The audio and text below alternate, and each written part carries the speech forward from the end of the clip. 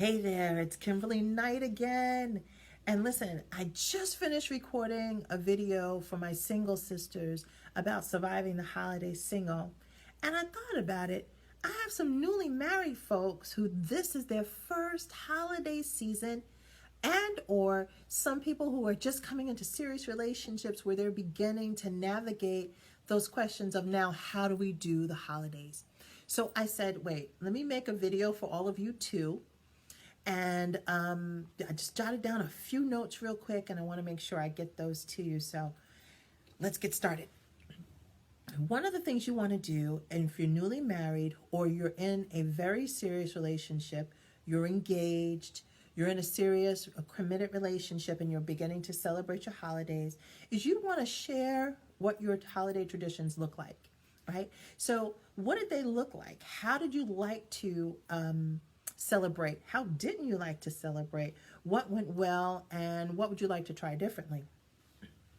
Also, you want to decide together what traditions you're going to keep and which ones you're going to let go. And remember, this is about coming together. This is about creating your new traditions and your new community and making sure that it works for both of you. So compromise and consideration are key. Also, if you have decided that you're not going to attend an event, let your family and your friends know as far in advance as possible. You know, when someone comes into your life, it can be a blessing and it can also be a challenge because now other people have to adjust to the presence of that person. So if you don't attend things and you just don't show up, or you tell them at the last minute, it has the greater likelihood of creating resentment. Yeah. So be sure to share as soon as you've made those decisions. That's why it's important to have those discussions about which traditions and events you want to continue in your life so that you're able to notify people in time. Also, decide what each one of you needs to feel loved and supported. Here's the thing. Not everyone has the same needs. For some of you, you don't mind attending the events, but when you're there, you need him to check in. You know, baby, how you doing? Or hold your hand or introduce you to some people or to stay close. There are others of you who don't need that. Just like, go have fun with your families and friends. I'll get in where I fit in. I'm fine. But you need to have those conversations. You need to have that for him, and you need to have that for you. What do you each need to feel valued and supported? That way, no one walks away from an event feeling abandoned or left out to dry. And be honest. Be honest.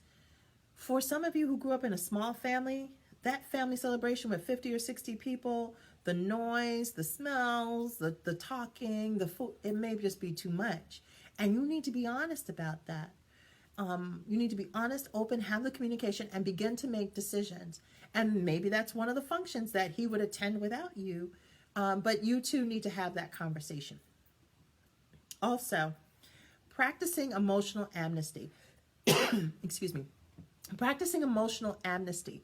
In other words, don't guilt your partner into feeling badly because they don't want to do something, right? So you usually attend Aunt Sally's cookie bake-off, and he's like, I don't want to do the cookie bake-off.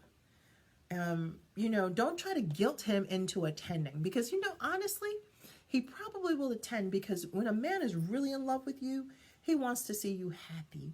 He wants to do anything he can to please you, and he might attend. But what you don't want is for him to attend and feel resentment for you. Right? You don't want to manipulate him into attending.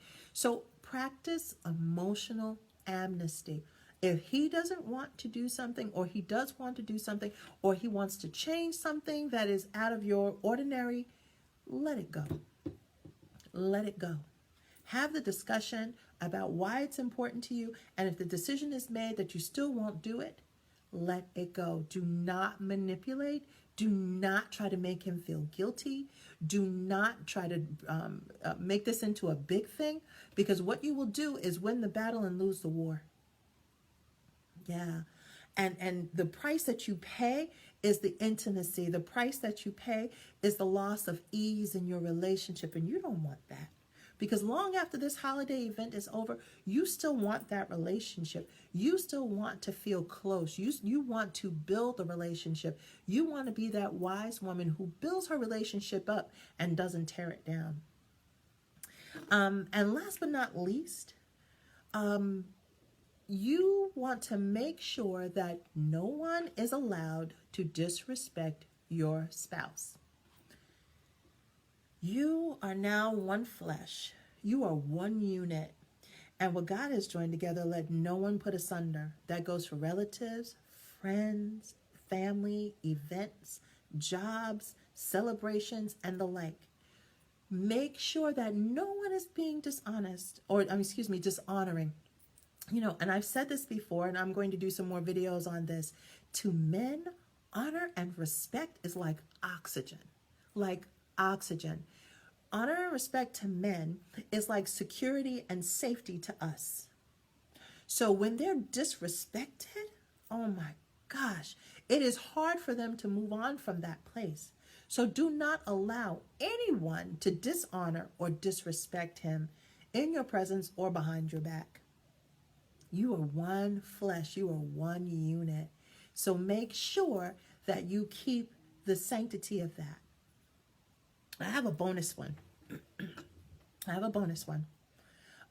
think I have a bonus too. Here's one. You want to come up with a budget. Nothing kills intimacy, joy, fun, love faster than debt.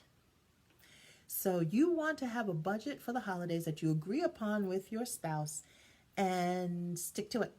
Stick to it, girls. No boxes in the closet. No hiding stuff under the bed. Come on now. Leaving things at your mama's house. Come on. Be honest, right? So devise that budget together and then stick to it. So here's bonus number 2. I think just keep popping up. Okay. Have a safe word for when you're at events. So this is the way this would work. Let's say your spouse is feeling overwhelmed and they did go to Aunt Sally's cookie bake-off and they're ready to go. Rather than make a big scene about, I'm out, let's go, let's leave, pulling you to the side, develop a safe word that once the safe word is said, the agreement is for emotional amnesty, and then we will begin our taking our leave. So your safe word may be anything that the two of you decide that fits into regular conversation so no one is the wiser.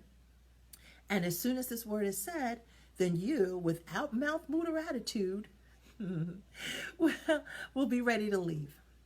And the same goes vice versa. So if you're at an event that he wanted to attend and you're feeling overwhelmed or you're feeling like you need support from him, then being able to use a safe word will give you that same option. And remember, we always practice emotional amnesty. So if the word is used and this was the agreement, you cannot hold it against him. Girls, don't bring this back up or throw it in his face. It will always work against you. I hope these tips for surviving the holidays, newly married, engaged, or in a new serious relationship really help. If you want to keep in touch with me, please check me out on Facebook, Instagram, and Twitter at the Mrs. Code. Also, be sure to subscribe. All right, enjoy your holidays.